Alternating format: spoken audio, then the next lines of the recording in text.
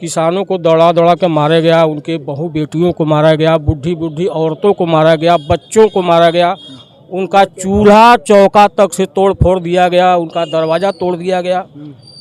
किसी के रिश्तेदारी में शादी था, किसी के बगल में शादी। मतलब समझाने में सफल हो पा रहा है बनारस? तो हमको लग रहा है कि ये सारी चीज़ों का कोई फर्क नहीं पड़ रहा है। नेता अपनी नेतागिरी कर रहा है लेकिन जनता अपने धुन में। जब से बवाल हुआ है तब से ये मैटर थमने को नाम नहीं ले रहा है। आए दिन कुछ न कुछ बैरवन गांव से लेके जिला कलेक्टर तक लेके कचहरी से लेके हर जगह कुछ न कुछ धरना प्रदर्शन विज्ञापन दिया जा रहा है। हम सब साथ हैं, तो ऐसे में हम इस आवाज़ को दबने ही नहीं देंगे।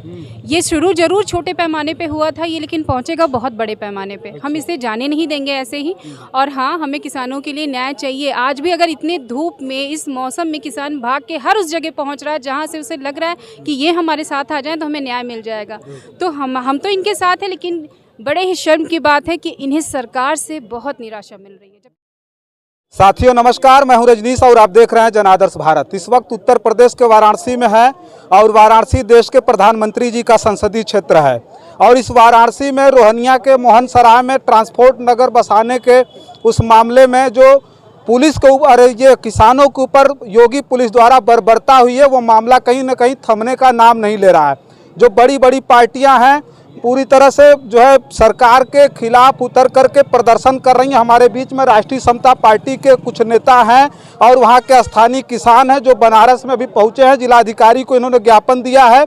बात करेंगे कि क्या जो है जो वाराणसी में जिस तरह की घटना घटित हुई, जिसको पूरा देश देख करके कहीं ना कहीं शर्मसार हुआ। ये जो पुलिसिया बर्बरता थी, किसानों के ऊपर जिस तरह से बर्बरता की गई, लाठीचार्ज किया गया, वो कहीं ना कहीं पूरी तरह से शर्मसार कर देने वाला था। लेकिन वही पुलिस द्वारा आरोप किसानों के ऊपर लगाया जा रहा है कि सबसे पहले झड़प में किसानों ने पत्थर फेंका, ईंट फेंका।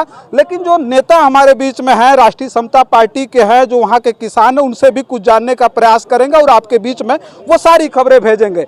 क्या नाम हुआ आपका? सबसे पहले परिचय दे दीजिए। राम बच्चन यादव, राष्ट्रीय समता पार्टी प्रदेश अध्यक्ष उत्तर प्रदेश।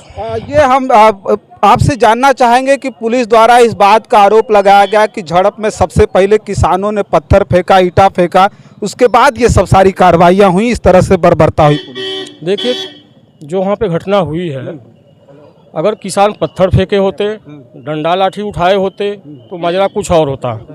पुलिस वालों के साथ झड़प हुआ था ना, किसी पुलिस वाले का सर फूटा है, क्या हाथ टूटा है या पैर टूटा है, कोई भागते हुए गिरा है। कहीं आप लोग देखे हैं वीडियो में? वहाँ पे इतने वायरल वीडियो हुए हैं, कहीं देखे हैं? ये सब झूठ है, एकदम सरासर झूठ है। क्या लगता है कि देश के प्रधानमंत्री जी का संसदीय क्षेत्र है और ये योगी जी के पुलिस के द्वारा इस तरह से पुलिस और ये किसानों के ऊपर जो बर्बरता हुई है, क्या ये क्षमा योग्य है? लोग आने वाले समय में क्षमा कर पाएंगे इस बात को? देखिए, क्योंकि केवल बनारस नहीं देख रहा है, पूरा देश इस बात को देख रहा है। देखिए, जय जवान जय किसान, ये नारा दिया गया हमारे हिंदुस्तान में, और जवानों के ऊपर क्या हो रहा है और किसानों के ऊपर क्या हो रहा है। किसानों को दौड़ा दौड़ा के मारा गया, उनके बहू बेटियों को मारा गया, बूढ़ी बूढ़ी औरतों को मारा गया, बच्चों को मारा गया, उनका चूल्हा चौका तक से तोड़ फोड़ दिया गया, उनका दरवाज़ा तोड़ दिया गया। किसी के रिश्तेदारी में शादी था, किसी के बगल में शादी था। उस गांव में जब ऐसा घटना घटेगा तो आगे वो कैसे क्या करेंगे अपना। 11 लोग जेल में बंद है, बिना कोई कसूर के बंद है। तो क्या क्या मांगे रही हैं राष्ट्रीय समता पार्टी के द्वारा जो प्रतिनिधि मंडल आया है, क्या क्या मांगे लेकर के? देखिए, हम लोग को 3 सूत्री मांगे हैं। एक तो जो किसान बंद है उनका बिना शर्त रिहाई किया जाए और उचित मुआवजा दे के जो भी अधिग्रहण करना है पहले उसका मुआवजा दीजिए। जो वहाँ का सर्किल रेट है उस हिसाब से मुआवजा दे के तब उसकी आप कांसो करिए, अधिग्रहण करिए। और जो पुलिसकर्मी दोषी हैं, जो घर में औरतों को पीटे हैं, बच्चों को पीटे हैं, उनके ऊपर भी मुकदमा दर्ज किया जाए। या तो किसके आदेश पर लाठीचार्ज हुआ है, कोई अधिकारी होगा लाठीचार्ज करने का आदेश देगा तभी ना। अच्छा, क्या नाम हुआ आपका? सुजीत गुप्ता, भामाशाह भारतीय जनता पार्टी के राष्ट्रीय अध्यक्ष। ये हम आपसे जानना चाहेंगे कि जो पुलिस की जो बर्बरता थी किसानों के ऊपर, वाराणसी जो है देश के प्रधानमंत्री जी का संसदीय क्षेत्र है और पुलिस के द्वारा इस तरह से किसानों को पीटा जाना, बुजुर्गों को पीटा गया, महिलाओं को मारा गया, किसी का पैर टूट गया, किसी का हाथ टूटा, किसी का सर फूट गया, ये क्षमा योग्य है? क्या लगता है आपको? ये सारी बातें अक्षम है।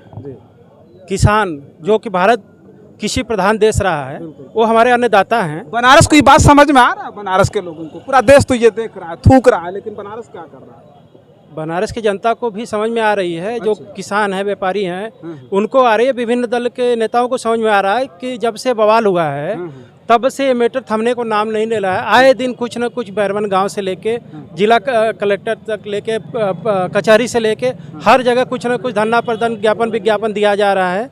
हमारा ये मानना है कि किसानों को तुरंत जो जेल में बंद है बिना वजह का, एक अपराधी खुलेआम जेल के बाहर घूम रहे हैं और अपना अन्नदाता अपना किसान जेल में अंदर बंद है, ये न्याय नहीं है, न्याय संगत नहीं है।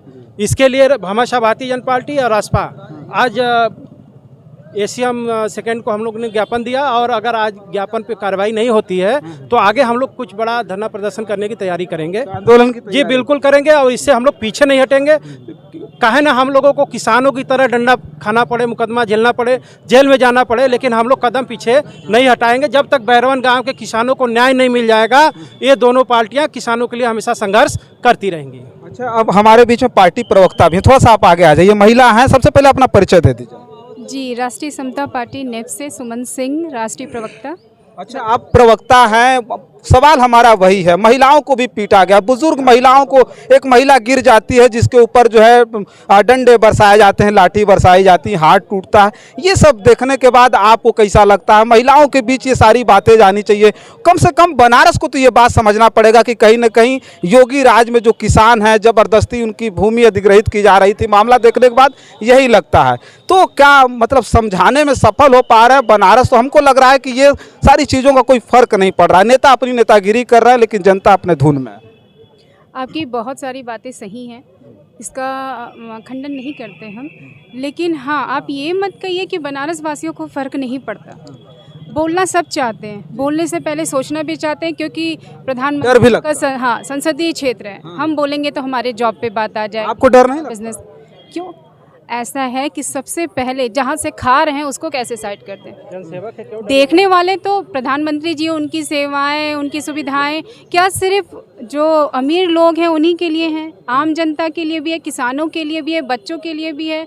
हम सबसे बड़ा नारा यही देते सुनते आए हैं कि जय जवान जय किसान। भगवान के बाद इन दोनों की पूजा करो कि एक हमें सेव कर रहा है, एक हमें खिला के जिंदा रख रहा है। लेकिन जहाँ पे हम देख रहे हैं कि जवानों के लिए क्या हुआ और आज किसानों के साथ क्या हो रहा है, तो यहाँ पे हम बराबर यहाँ बने हुए हैं, इनकी बातें सुन रहे हैं। और रही बात मार पिटाई की, नहीं करना चाहिए। अगर हम उन किसानों को ही ख़त्म कर देंगे जिनके वजह से हम आज इतनी ऊंचे पोस्ट पे या बाहर कंट्री में अपना नाम बना पा रहे हैं, तो हमारे पास बचेगा क्या? हमारी असली धरोहर, विरासत, पूंजी यही है हमारे जवान और किसान, और हम दोनों को परेशान कर रहे हैं।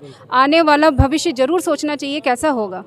अच्छा, हम ये जानना चाहेंगे कि ये नहीं लगता है कि ज्ञापन देने के बाद कुछ होगा, क्योंकि जो सरकार है वो कहीं ना कहीं उसके अंदर बहुत ज़्यादा घमंड दिखता है, निरंकुशता है। और किसानों की ज़मीन ज़बरदस्ती मतलब छीनी जा रही थी, फिर उनको पीटा भी गया, 11 लोगों को बंद कर दिया गया, वो जेल में है। तो क्या लगता है छोटे मोटे आंदोलन से कुछ होगा? सर बिल्कुल होगा। कहते हैं ना कि कहते हैं बूंद बूंद करके भी तालाब भरता है। तालाब जाके नदी, नदी जाके समुद्र में मिलती है। आप सबका साथ है, हम सब साथ हैं, तो ऐसे में हम इस आवाज़ को दबने ही नहीं देंगे। ये शुरू जरूर छोटे पैमाने पे हुआ था ये, लेकिन पहुंचेगा बहुत बड़े पैमाने पे। हम इसे जाने नहीं देंगे ऐसे ही। और हाँ, हमें किसानों के लिए न्याय चाहिए। आज भी अगर इतने धूप में, इस मौसम में किसान भाग के हर उस जगह पहुँच रहा है जहाँ से उसे लग रहा है कि ये हमारे साथ आ जाए तो हमें न्याय मिल जाएगा। तो हम तो इनके साथ है, लेकिन बड़े ही शर्म की बात है कि इन्हें सरकार से बहुत निराशा मिल रही है, जबकि सरकार को कुछ करना चाहिए। वो समंदर है, हम बूंद हैं, लेकिन ये बूंद भी कह रही है कि हम समंदर से मिलने को तैयार हैं, तो समंदर को हिलाएंगे तो ज़रूर। और हम सब बराबर इसमें बने हुए हैं, और आप सबका साथ भी ऐसे ही चाहिए।